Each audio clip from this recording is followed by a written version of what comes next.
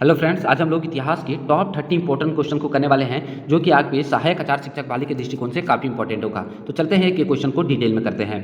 पहला प्रश्न है कि जैन धर्म का ईश्वर के प्रति क्या विचार था। पहला है ईश्वर में विश्वास था, दूसरा है ईश्वर में अविश्वास था, तीसरा है तीर्थकर में विश्वास था और चौथा है देवी देवताओं में विश्वास था।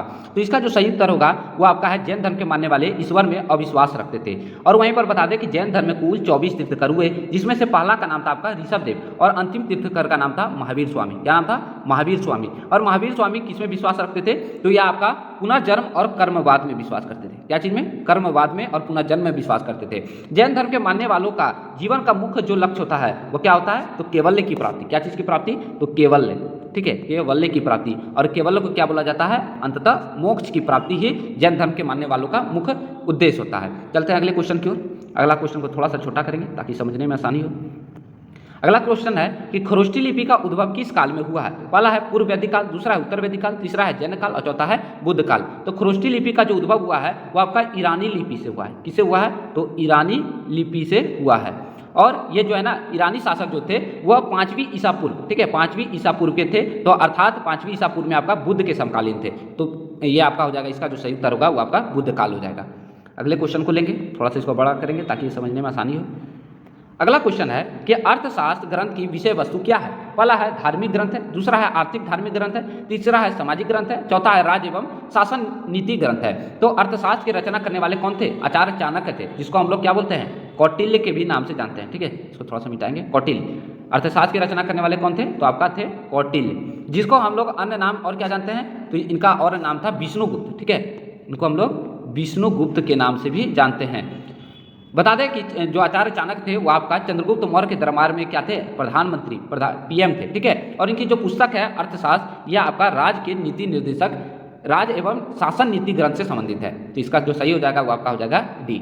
अगले क्वेश्चन की ओर बढ़ते हैं, समझते हुए जाना सभी क्वेश्चन को कि चोल वंश के शासकों की महानता किस कार्य पर आधारित थी। पहला है कलाकृतियों पर, दूसरा है श्रेष्ठ शासन व्यवस्था पर, तीसरा है सार्वजनिक निर्माण पर और चौथा है सैन्य व्यवस्था पर। तो चोल शासन व्यवस्था में जो मुख्य जो कार्य था, महानता का क्या कार्य था? तो ये आपका जो उत्तर हो जाएगा ये हो जाएगा आपका बी, श्रेष्ठ शासन व्यवस्था था उनके कार्यकाल में। चलते हैं अगले क्वेश्चन की ओर हम लोग। अगला क्वेश्चन है कि चंद्रगुप्त मौर्य अपने जीवन के अंतिम वर्षों में एक जैन साधुओं के साथ दक्षिण भारत चले गए थे। उस साधु जैन मुनि का नाम क्या था? तो हरिभद्र था, दूसरा है भद्रबाहु था, तीसरा है शूलभद्र था, यह चौथा है हेमचंद्र था। तो इसका जो सही उत्तर है वो आपका हो जाएगा बी, भद्रबाहु के साथ क्या चले गए थे? चंद्रगुप्त मौर्य जो है वो आपका दक्षिण भारत चले गए थे। किसके साथ? तो भद्रबाहु के साथ। चलते हैं अगले क्वेश्चन की ओर हम लोग। अगला क्वेश्चन है, थोड़ा सा इसको छोटा करेंगे।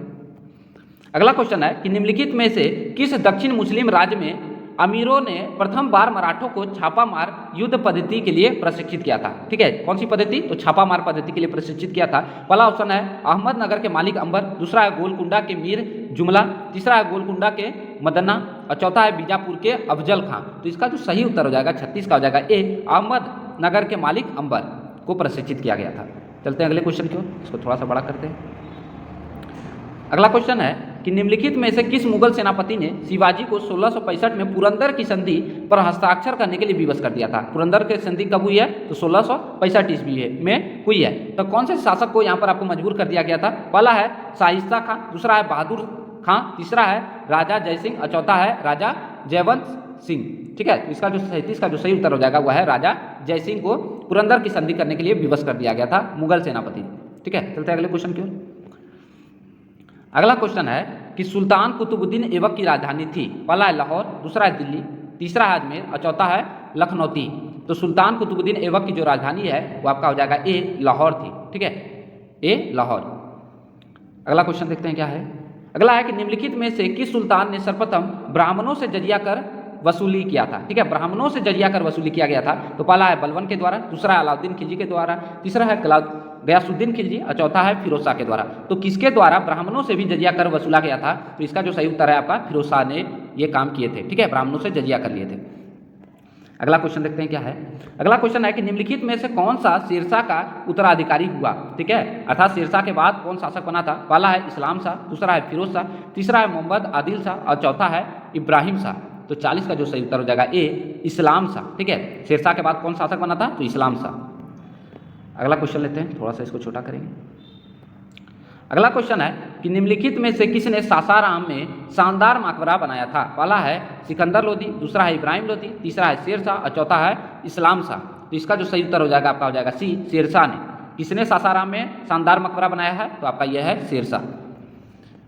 अगले क्वेश्चन को देखते हैं क्या है, थोड़ा सा इसको बड़ा करते हैं। अगला क्वेश्चन है कि नालंदा विश्वविद्यालय का अंत हुआ क्योंकि इसे राज्य संरक्षण नहीं दिया गया, दूसरा है यहाँ विद्वान उदासीन रहे, तीसरा है भारत में बौद्ध धर्म विलीन हो गया, चौथा है विद्वान आपस में अर्थहीन विवादों में उलझे रहे। तो नालंदा विश्वविद्यालय का अंत क्यों हुआ था? तो बता दें कि इसे राजकीय संरक्षण प्रदान नहीं किया गया था। इसका जो हो जाएगा ए नंबर सही होगा। चलते हैं अगले क्वेश्चन की ओर। अगला क्वेश्चन है कि बंगाल प्रेसिडेंसी से बिहार किस सन में पृथक होकर एक अलग प्रांत बना था? अर्थात बंगाल से कब अलग होकर बिहार बना था? पहला है 1939 में, 1912 में, 1940 में या 1943 ईस्वी में। तो ये आपका जो हुआ है ना, आपका है 1912 ईस्वी में बंगाल से पृथक होकर बिहार राज्य का निर्माण हुआ है, 1912 ईस्वी में। अगला क्वेश्चन लेते हैं हम लोग। अगला क्वेश्चन है कि फ्रांसीसी दक्कन में शक्ति स्थापित करने में असफल रहे क्योंकि पहला है डुप्ले सक्षम सेनापति नहीं था, सेकेंड ऑप्शन है कि अंग्रेजों की फौज शक्तिशाली थी, तीसरा है भारतीय लोग फ्रांसीसियों को पसंद नहीं करते थे और चौथा है पांडिचेरी सामरिक केंद्र नहीं था। तो इसका जो सही उत्तर होगा वह है आपका ऑप्शन नंबर 44 का बी नंबर हो जाएगा कि अंग्रेजों की फौज शक्तिशाली थी जिसके कारण असफल हो गए थे फ्रांसीसी। अगला सवाल लेते हैं कि निम्नलिखित में से किसने क्रांतिकारियों के लिए एक गुप्त संगठन अभिनव भारत का स्थापना किया थे? तो कौन सा भारत? तो अभिनव भारत का एक गुप्त संगठन बनाए थे। पहला है अरविंद घोष, दूसरा है सचिंद्र सान्याल, तीसरा है सूर्य सेन, चौथा है बी डी सावरकर। तो अभिनव भारत गुप्त संगठन का किसने स्थापना किया है? तो ये आपका है B D Savarkar, option number D. अगले क्वेश्चन को देखते हैं। अगला क्वेश्चन है कि निम्नलिखित में से किसने 1947 के कांग्रेस कमेटी की बैठक द्वारा विभाजन के प्रस्ताव के पारित होने पर राष्ट्रवाद का संप्रदायवाद के साथ समर्पण के रूप में लिया? पहला है डॉक्टर किचलू, दूसरा है पुरुषोत्तम दास टंडन, तीसरा है पंडित जवाहरलाल नेहरू और चौथा है जेबी पंत। तो इसका जो सही उत्तर हो जाएगा ये आपका हो जाएगा ए, डॉक्टर किचलू ने ये बात का किए थे कि संप्रदायवाद को समर्पण कर दिए थे, ठीक है, राष्ट्रवाद में। तो ये आपका हो जाएगा डॉक्टर किचलू। अगला क्वेश्चन को देखते हैं कि डेक्कन एजुकेशन सोसाइटी की स्थापना से कौन संबंधित था? पहला है जस्टिस रानाडे, दूसरा है फिरोज शाह मेहता, तीसरा है बीजी तिलक और चौथा है दयानंद सरस्वती। तो इसका जो सही उत्तर है वो आपका है सी, बीजी तिलक। और बता दें बीजी तिलक के साथ और एक आदमी थे जिनका नाम है एम वी जोशी, ठीक है, एम बी जोशी। ये दोनों मिलकर क्या किए थे? डेक्कन एजुकेशन सोसाइटी की स्थापना किए थे। और कहाँ पर किए थे? तो ये भी जान लीजिए कि ये पुणे में किए थे, पुणे। अगला प्रश्न लेते हैं हम लोग, थोड़ा सा बड़ा करते हैं इसको प्रश्न को। अगला है कि किसने कहा था कि तिलक भारतीय अशांति के जनक है? पहला है बी चिरॉल, दूसरा है लुई फिशर, तीसरा है वेब मिलर और चौथा है लॉर्ड रीडिंग। तो किसने कहा था कि तिलक जो है भारतीय अशांति के जनक है? तो ये कहते हैं बी चिरॉल, ठीक है। किसने कहा? ये आपका है बी चिरॉल, ऑप्शन नंबर ए। अगला प्रश्न लेते हैं कि माउंटबेटन योजना आधारित थी। पहला है ब्रिटिश शासन की निरंतरता का, दूसरा है सत्ता के हस्तांतरण का, तीसरा है देश के विभाजन की और चौथा है सांप्रदायिक समस्याओं के समाधानों की। तो इसका जो सही उत्तर हो जाएगा आपका 49 का सी, देश के विभाजन का। लॉर्ड माउंटबेटन योजना क्यों बना था? तो देश के विभाजन को लेकर। अगले क्वेश्चन की ओर बढ़ते हैं, थोड़ा सा छोटा करेंगे इस प्रश्न को। अगला है कि निम्नलिखित में से किसने सर्वप्रथम भारत के लिए औपनिवेशिक स्वराज की मांग किए थे? पहला है राजगोपालाचारी और सरदार पटेल ने, दूसरा है पंडित मोतीलाल नेहरू और गोविंद बल्लभ पंत, दूसरा है सर तेज बहादुर सप्रू एवं जयकर ने और तीसरा है जवाहरलाल नेहरू और जगजीवन राम ने। तो इसका जो सही उत्तर हो जाएगा 50 का सी। अगले क्वेश्चन को लेते हैं हम लोग। अगला क्वेश्चन है कि आज़ाद हिंद फौज के उत्तराधिकारी के लिए लाल किले में चल रहे मुकदमा में उन्होंने पक्ष से निम्नलिखित में से किसने वकालत की थी? पहला है CR दास, दूसरा है मोतीलाल नेहरू, तीसरा है MA जिन्ना और चौथा है सर TB सुप्रू। तो इसका जो सही उत्तर हो जाएगा आपका है डी, सर TB सुप्रू। अगला क्वेश्चन है कि जालियांवाला बाग हत्याकांड के विरोध में निम्नलिखित में से किसने वायसराय के कार्य परिषद से त्यागपत्र दे दिया था? जालियांवाला बाग हत्याकांड आपका 13 अप्रैल 1919 ईस्वी को हुआ था, जो कि जनरल डायर के द्वारा कराया गया था। तो किसने वायसराय के कार्य परिषद से अपना त्यागपत्र दिया था? पहला है रविन्द्रनाथ टैगोर, दूसरा है मदन मोहन मालवीय, तीसरा है सर शंकर नायर और चौथा है उपयुक्त में से तीनों। तो तो इसका जो सही उत्तर हो जाएगा ये आपका है सर शंकर नायर ने दिया था। और बता दें कि जलियांवाला बाग हत्याकांड के दौरान रविन्द्रनाथ टैगोर ने अपना नाइटहुड, ठीक है, नाइटहुड की उपाधि भी लौटा दी थी, ठीक है, वापस कर दिया था। तो इसका जो सही उत्तर है कि वायसराय के कार्य परिषद से किसने त्यागपत्र दिया है, तो सर शंकर नायर। अगले क्वेश्चन की ओर हम लोग पढ़ते हैं।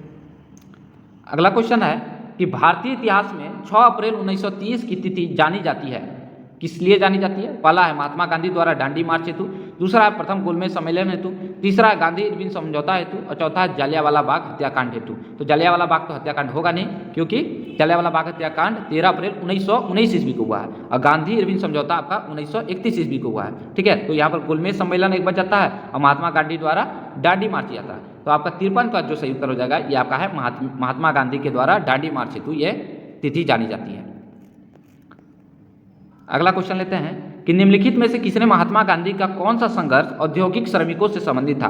पहला है चंपारण सत्याग्रह, दूसरा है अहमदाबाद सत्याग्रह, तीसरा है खेड़ा संघर्ष और चौथा है इनमें से कोई नहीं। तो 54 का जो है वो आपका हो जाएगा अहमदाबाद संघर्ष।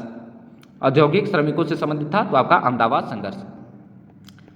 अगला प्रश्न लेते हैं कि निम्नलिखित में से किसने आंदोलन के लिए प्रथम बार वंदे मातरम को नारे के रूप में अपनाया था? पहला 1857 का विद्रोह, दूसरा है 1905 के बंगाल विभाजन, तीसरा है 1922 में असहयोग आंदोलन और चौथा है 1942 में भारत छोड़ो आंदोलन। तो इसका जो सही उत्तर है 1905 में बंगाल विभाजन को लेकर वंदे मातरम का नारा को अपनाया गया था। अगला प्रश्न देखते हैं। अगला प्रश्न है कि अखिल भारतीय कांग्रेस कमेटी की 14 जून 1947 ईस्वी को संपन्न हुई बैठक में भारत विभाजन के विपक्ष में किसने मतदान किया था? तो पहला है अब्दुल कलाम आजाद, दूसरा है खान अब्दुल गफ्फार खान, तीसरा है सरदार पटेल, चौथा है गोविंद बल्लभ पंत। तो 56 का जो सही उत्तर है वो आपका है अब्दुल कलाम आजाद ने क्या किया था? भारत विभाजन को लेकर विपक्ष में मतदान किए थे। अगला प्रश्न लेते हैं। अगला प्रश्न है कि निम्न में से किसके अंतर्गत भारत में सर्वप्रथम सर्वोच्च न्यायालय की स्थापना हुई थी? पहला है रेगुलेटिंग अधिनियम 1973, दूसरा है चार्टर अधिनियम 1853, तीसरा है भारत सरकार अधिनियम 1935 और चौथा है भारतीय संविधान 1950। तो इसका जो सही उत्तर है वो आपका है रेगुलेटिंग एक्ट 1773 और इसी के तहत 1774 ईस्वी में कोलकाता में सर्वोच्च न्यायालय की स्थापना की गई थी। अगला प्रश्न कूट वाला है, ठीक है, तो इसको हम लोग देख लेते हैं थोड़ा सा। अगला प्रश्न है कि 1930 ईस्वी के दशक में देश के विभिन्न भागों में भिन्न भिन्न नेताओं के द्वारा किसान आंदोलन चलाया गया था, ठीक है। 1930 के दशक में किसान आंदोलन चलाया गया था, उनके द्वारा प्रभावित क्षेत्रों को सुमेल करना है। यानी कि एक तरफ आपका जो है ना, एक तरफ यहाँ पर नेताओं की सूची है और दूसरा उनका क्षेत्र है जो कि किसान आंदोलन को लेकर। तो कौन कौन से क्षेत्र में किस किसने विद्रोह किए थे उनको लेकर यहाँ पर है। तो शाहजानंद सरस्वती जो है वो आपका कहाँ से किए थे? तो एक का हो जाएगा आपका 3, ठीक है, शाहजानंद सरस्वती आपका है बिहार से किए थे। दूसरा है खुदाई खिदमगार जो है ये आपका कहाँ से किए हैं? तो NWF से किए थे, ठीक है। तो ये हो जाएगा आपका एक का हो गया आपका 3 और 2 का हो गया 4। स्वामी रामानंद जो है स्वामी रामानंद हैदराबाद से किए थे, तो C का हो गया 1 और अब्दुल हमीद खान जो है ये आपका हो गया दक्षिणी असम से किए थे, तो ये हो गया आपका 2। तो 3 4 1 2 देखते हैं कौन सा ऑप्शन में 3 4 1 2, ये आपका ऑप्शन नंबर बी। अगले प्रश्न को लेते हैं। अगला प्रश्न है कि महात्मा गांधी को राष्ट्रपिता सर्वप्रथम किसने कहा था? पहला है सरोजिनी नायडू, दूसरा है सरदार पटेल, तीसरा है जवाहरलाल नेहरू, चौथा है सुभाष चंद्र बोस। तो महात्मा गांधी को राष्ट्रपिता किसने संबोधित किया है? तो सुभाष चंद्र बोस ने। अगला है और आज का लास्ट क्वेश्चन है कि वेदों के पुनरुत्थान का श्रेय किसे है? तो पहला है रामकृष्ण परमहंस, दूसरा है रामानुज, तीसरा है स्वामी दयानंद सरस्वती, चौथा है स्वामी विवेकानंद। तो वेदों का पुनरुत्थान का श्रेय किसे जाता है? तो 60 का हो जाएगा आपका C स्वामी दयानंद सरस्वती। तो ये आज के टॉप 30 इंपॉर्टेंट क्वेश्चन से ये वीडियो सीरीज चल रहा है। आप लोग जरूर यदि पिछला वीडियो नहीं देखे हैं तो प्लेलिस्ट में जाकर जरूर देख लीजिएगा। धन्यवाद। वीडियो को लाइक शेयर सब्सक्राइब ज़्यादा से ज़्यादा कीजिएगा। धन्यवाद।